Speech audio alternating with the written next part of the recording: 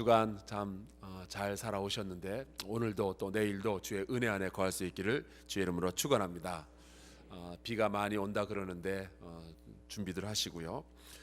이스라엘 백성은 노예의 삶에서 광야로 나아갔습니다. 어쩌면은 그거는 해볼 만한 일인지도 모르겠어요. 왜냐하면은 노예의 삶이나 광야의 삶이나 힘든 건 마찬가지니까요. 하지만 영광의 삶에서 광야의 삶으로 추락하는 것은 이건 또 다른 이야기입니다. 추운 데 살다가 더운 데 가면은 굉장히 좀 힘들어하는 분들이 계시죠. 땀띠 나고. 근데 더운 데 살다가 추운 데 오는 분들도 굉장히 좀 힘들어합니다. 애굽의 궁궐에서 살다가 미디안 광야로 쫓겨나가는 것, 그거 견디기 쉽지 않은 일입니다. 엘리야가 그 온도차를 경험을 했습니다. 오늘은 엘리야의 광야 이야기죠. 엘리야는 바알을 섬기는 450명 그리고 아세라를 섬기는 400명의 선지자, 이들과 누구의 하나님이 진짜 하나님인가 하는 대결을 18장에서 열왕기상 18장에서 했습니다. 그 옛날 시라손이 이성순 이제 장로님이 되셨죠. 장로님이 되셨는데 이성순 장로가 40명의 일본 깡패와 싸워서 이겼다라는 이야기, 그거 들은 적이 있었는데 이건 850대 1의 싸움입니다. 그리고 이 싸움에서 엘리야가 아주 일방적인 승리를 거두게 되죠. 이거는 엘리야 가문의 영광이고 하나님을 믿는 선지자로서의 자랑거리입니다. 그런데 오늘 우리가 읽은 이 19장 말씀을 보면은 18장에 과연 그렇게 영광스러운 이야기가 있었는가 의심이 될 정도로 아주 180도 다른 이야기가 기록되어 있습니다. 엘리야의 이야기를 엘리야가 그렇게 850명과 싸워서 승리했다. 그리고 결국 그 850명의 선지자들을 이스라엘 사람들이 니네들 다 가짜지 그래가지고 데리고 가서 전부 죽이는 사고가 있었는데, 이세벨이 그 이야기를 듣고 그렇다면 내가 엘리야를 죽이겠노라고 작전을 짜기 시작합니다. 이런 상황을 본 엘리야는 일단 광야로 도망을 쳤습니다. 살아야 되니까요. 그런데 굉장히 서러웠던 것 같아요. 엘리야가 하나님의 일을 하면서 꿈꿨던 것은 이런 것이 아니었습니다. 850명 앞에서 그 위대하신 하나님의 능력을 드러냈을 때 그가 기대했던 것은 이런 결과가 아니었어요. 어쩌면은 엘리야는 하나님 여호와께서 불을 한번 하늘에서 더 내려가지고 이 아합과 이세벨 이 두 사람을 불태워 버릴 것을 기도했는지도 모르겠습니다.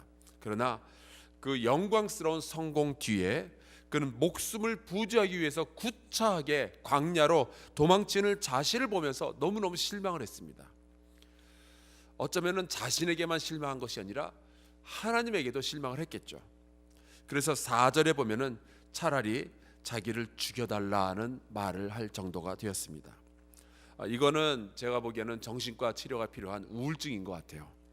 영어로 보면은 실제로 그 일라이자 신드롬이라는 단어가 있습니다. 큰 그 영광 뒤에 다가오는 고난이 너무나 사람을 서럽게 만드는 일들이 있죠. 알고 보면은 저도 여러분도 우리 모두는 이런 기대의 무너짐 그리고 실망에서 자유롭지 못한 그러한 인생을 살아가고 있습니다. 잘 살다가 망한 분들이 계셔요. 잘 나가다가 사업이 부도나는 바람에 집 잃고 건강 잃고 사람 잃고, 가난한 사람이 가난하면 그냥 그런가 보다 그러고 살겠는데 잘 살다가 건강을 잃거나 부도가 나거나 사기를 당하거나 그래서 고통스러운 삶으로 떨어지게 되면 참 난감합니다. 내가 이렇게 살 사람이 아니었는데, 우리 부모님 때 우리가 얼마나 잘 살았었는데, 내가 교육을 얼마나 잘 받았는데, 내가 그렇게 죄 짓고 살지 않았는데 내가 왜 이 꼴이 됐을까? 열심히 신앙생활을 했는데도 실망스러운 인생의 시간을 경험할 수도 있습니다. 제가 에모리에서 공부할 때 가끔 그 유학생들 사이에는 운동도 같이 하고 밥도 같이 먹고 그런 일들이 있으니까 같이 그 학교에서 테니스도 치고 성경도 같이 읽고 또 밥도 같이 먹고 했던 그 목사님이 한 분 있으셨습니다. 방시성을 가지셨는데 성결교 목사님이었어요. 초대교회 사막의 수도사들에 대한 연구로 박사학위를 하신 분이었고, 이분이 이제 한국에 들어오셨습니다. 한국에서는 거의 유일무이한 초대교회 수도사 영성, 수도원 영성의 전문가였어요. 이분이 한국에서 오셔서 교수 생활을 하긴 하셨는데, 이게 정교수가 아니라 이렇게 강사로 뛰다 보니까 좀 많이 그 생활이 어려우셨죠. 그래서 이제 어느 교회에 청년부를 맡아서 청년부 담당 목사가 되셨습니다. 이분이 2006년에 태국으로 이 청년들과 같이 이제 선교 여행을 갔었어요. 거기에서 이제 어떤 자그마한 섬에 가려고 배를 탔었는데, 그 배가 그만 침몰하고 말았고요. 목사님을 비롯해서 그 청년부 청년들이 전부 목숨을 잃는 사고가 일어났습니다. 저는 이분 사망 소식을 듣고 얼마나 실망을 했는지 몰라요. 한국의 영성을 새롭게 만들어줄 인재였는데 52살에 죽음을 당하고 말았습니다. 정말 허무해서 말도 못할 정도였어요. 자연스럽게 이런 질문이 제 마음에 떠올랐습니다. 하나님, 왜 이러셔야만 했습니까? 모든 생명을 하나님께서 주장하신다면 왜 이런 인재가 하나님의 일을 하다가, 딴 일도 아니고 하나님의 일을 하다가 사고로 죽어야만 되나요? 전 너무 실망스러워. 이건 아니잖아요. 우리가 열심히 살고 열심히 일하다가 우리의 기대와는 정반대의 결과가 나올 때가 있죠. 정말 열심히 기도하고 열심히 봉사했었는데 자식이 잘못되는 경우도 있고, 부모님이 아플 수도 있고요, 사업이 실패할 수도 있고요. 여러분, 목사로서 이런 말 하기가 정말 송구스럽지만 우리가 기대하는 결과가 하나님의 계획과 항상 일치할 것이라는 생각은 주님 앞에 내려놔야 될 것 같아요. 하나님은 우리에게 하나님을 신뢰하며 순종하라라고 우리를 부르시지, 우리 보고 어떤 결과를 만들어내라라고 부르시는 것은 아니니까요. 맡은 자들에게 구할 것은 멋진 결과가 아니라 충성이라고 말씀하셨습니다. 우리는 실망하지만 그렇다고 우리가 하나님보다 우리 자신을 더 잘 알거나 하나님보다 우리가 우리 자신을 더 사랑한다거나 그런 것도 아니잖아요.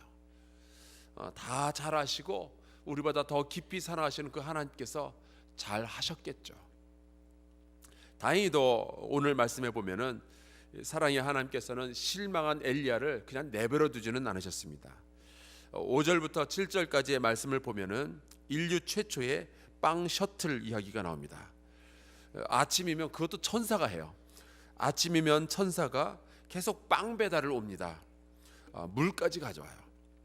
그렇게 하나님께서는 광야에서 40일 동안 엘리야에게 영적으로 또 육적으로 쉴 수 있게 하시고 다시 일어날 수 있는 힘을 주셨습니다. 여지껏 엘리야는 열심으로 하나님을 섬기며 살아왔었어요. 그런데 광야에 나가서 처음으로 하나님께서 엘리야를 섬기는 것을 경험하게 됩니다. 하나님의 종으로서만 살아오던 엘리야가 광야에 와서 어쩌면 처음으로 하나님의 따뜻한 손길을 느끼게 되는 거죠. 그동안 엘리야는 열심으로 하나님께 제물을 바쳐왔었는데 이제는 하나님께서 엘리야에게 빵을 주시면서 위로하시는 겁니다. 그 하나님께서 우리 모두에게도 힘을 주셔서 아무리 어려운 상황에서도 다시 일어나서 이 광야의 삶을 버텨낼 수 있기를 주의 이름으로 축원합니다. 놀랍게도 이 엘리야가 광야에서 목숨을 부지하며 아합과 이세벨이 보낸 자객들을 피하고 있는 그 동안에 하나님께서는 보이지 않는 곳에서 조용히 하지만 위대한 일을 만들어가고 계셨어요. 19장 후반부에 우리가 같이 읽지는 않았지만 후반부에 나오는데요, 하나님께서는 예후를 이스라엘의 새 왕으로 준비시키고 또 엘리사를 엘리야의 후계자로 삼으시는 작업을 하고 계셨습니다. 엘리야는 몰랐어요. 그냥 자기가 광야 안에서 내가 왜 이렇게 살아야 되나라고 실망하고 있을 바로 그 무렵에 하나님께서는 엘리야가 모르는 곳에서 어마어마한 일을 진행시키고 계셨습니다. 그리고 그 하나님께서는 우상 바알과 아세라에게 무릎 꿇지 않은 자 7,000명을 준비하고 계셨어요. 엘리야가 이 모든 상황을 모르고서 실망을 하고 있는 동안 하나님께서는 눈으로 볼 수 없는 시간과 장소에서 하나님의 일을 조용히, 그러나 역사가 감히 거스르지 못할 스케일로 준비하고 계셨던 거죠.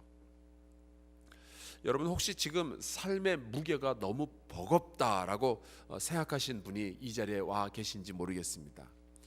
미래가 너무 불투명해서 불안하고 나와 함께 걸어가는 이가 없어서 외로우시다면, 혹시 하나님께 실망하신 적이 있으시다면 그 실망으로 인해서 생겨난 그 영적인 상처를 치유하지 못해서 아직도 복음의 중심으로 뛰어들기가 꺼려지는 분들이 계시다면, 혹시 하나님께 또다시 실망하게 될까봐 하나님께 나의 전부를 드리지 못하고 주저하는 분들이 계시다면요, 이 말씀을 기억하시기 바랍니다. 우리 하나님은 여러분보다 여러분을 더 잘 아시고 여러분보다 여러분을 더 깊이 사랑하시는 여러분의 아버지이십니다. 그분은 우리가 다 모르고 이해도 못하지만 우리와 항상 함께 동행해 주시는 분이시고요, 그분은 우리가 모르는 사이에 새로운 일들을 준비하는 분이십니다.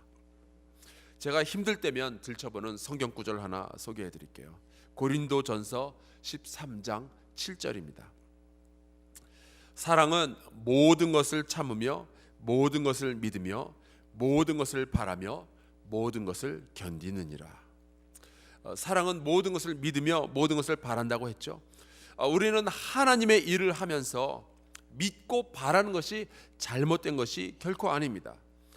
우리는 일을 할 때요, 하나님의 일을 할 때 믿고 최선을 다했으면 당연히 최고의 결과를 기대하는 게 맞죠. 하지만 모든 것을 믿고 모든 것을 바라는 사람은요, 또한 모든 것을 참으며 모든 것을 견딘다는 사실, 그 앞뒤로 하나님 모든 것을 믿고 모든 것을 바란다는 것이 이 견디고 또 참는다는 것 앞뒤에 있다는, 그 앞뒤로 쌓여 있다는 사실을 잊지 마시길 바랍니다. 그렇게 힘겨운 순간을 하나님의 도우심으로 버티고 있던 엘리야가 이른 곳은 8절 말씀해 보니까 하나님의 산 호렙이었어요. 어쩐지 광야의 삶에서 고통스러워하고 있는 이 엘리야를 하나님께서 싹 뽑아다가 어디 오아시스에다가 데려다 놓질 않더라고요. 왜 빨리 이를 광야에서 빼주질 않나 제가 궁금했었는데, 이걸 보고 알았어요. 하나님의 산 호렙에 이르게 하시려고 40일 40밤을 그렇게 이사야에게 떡을 주어 가시면서 기다리셨던 겁니다. 엘리야의 광야는 죽음의 전주곡이 아니라 하나님의 산으로 가는 길이며 하나님의 손길을 경험하는 시간이었던 거죠. 그리고 호렙산에서 여지껏 알지 못했던 하나님의 새로운 모습을 발견하게 됩니다. 여러분의 광야가 그러한 길이 되시기를 주의 이름으로 축복합니다. 여러분, 하나님을 끝까지 신뢰하시길 바라요. 견디고 참으며 예수님을 바라보시기 바랍니다. 지금은 실망스럽고 지금은 서러워도 힘내세요. 여러분, 성경이 우리에게 약속해 주고 있는 말씀이 있습니다. 갈라디아서 6장 9절. 우리가 선을 행하되 낙심하지 말지니 포기하지 아니하면 때가 이름에 거두리라. 아멘. 우리 주기도문하고 예배 마치겠습니다. 하늘에 계신 우리 아버지여, 이름이 거룩히 여김을 받으시오며 나라가 임하시오며 뜻이 하늘에서 이루어진 것 같이 땅에서도 이루어지이다. 오늘 우리에게 일용할 양식을 주시옵고 우리가 우리에게 죄 지은 자를 사하여 준 것 같이 우리 죄를 사하여 주시옵고 우리를 시험에 들게 하지 마시옵고 다만 악에서 구하시옵소서. 나라와 권세와 영광이 아버지께 영원히 있사옵나이다. 아멘. 오늘 우리 함께 기도할 때 아버지 하나님, 우리가 하나님의 일을 할 때 실망하지 아니하도록 허락하여 주시고 아무리 어려워도 주와 함께 동행하며 하나님께서 이루실 놀라운 계획을, 하나님께서 만들어 주실 놀라운 결과를 우리가 기대하게 하여 주시옵소서. 우리 주여 한번 크게 외치고 통성으로 기도하며 나갑시다. 주여!